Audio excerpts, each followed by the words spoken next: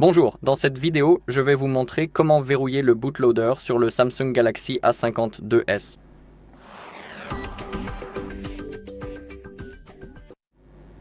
D'accord, tout d'abord, nous devons éteindre notre appareil, donc maintenez le bouton d'alimentation et le bouton de volume bas pendant environ 1 seconde jusqu'à ce que le menu d'alimentation apparaisse, comme ceci, puis cliquez sur éteindre. Nous devons également avoir un câble USB-C qui est connecté à notre ordinateur aussi, donc il faut l'avoir. Et maintenant, nous devons entrer dans un menu spécial.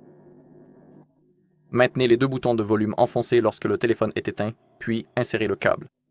Lorsque vous insérez le câble, ne relâchez pas encore les boutons de volume, continuez à les maintenir jusqu'à ce qu'un menu apparaisse, comme ceci. Je sais qu'il fait assez sombre, mais il est impossible de modifier la luminosité ici et maintenant. Nous devons maintenir le bouton de volume haut.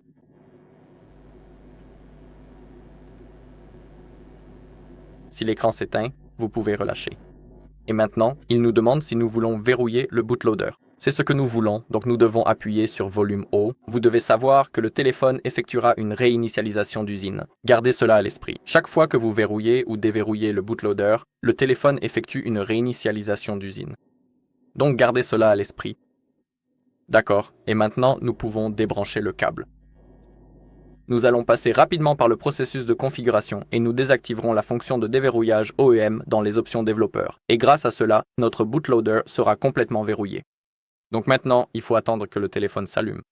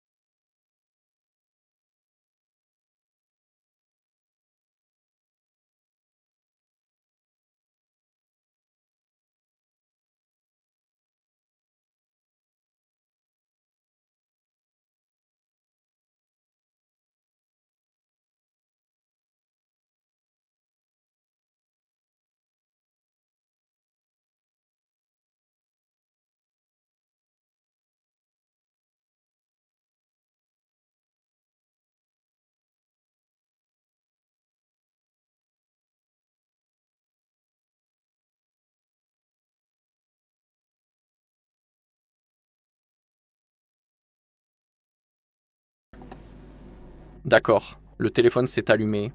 Nous pouvons cliquer sur Démarrer. Maintenant, sélectionnez la langue qui vous intéresse. Je vais rester sur l'anglais. Cliquez sur Accepter. Et ensuite. De plus en plus, je suis d'accord.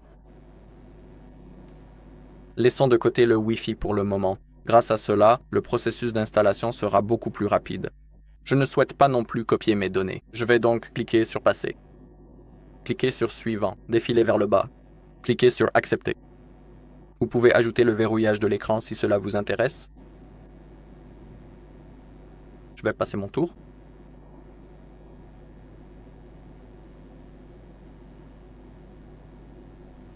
Sauter, sauter, terminé. Et maintenant, désactivons tout dans les options pour les développeurs. Donc d'abord, il faut se connecter au Wi-Fi. Allez dans Connexion, Wi-Fi, choisissez un réseau disponible. Et saisissez le mot de passe.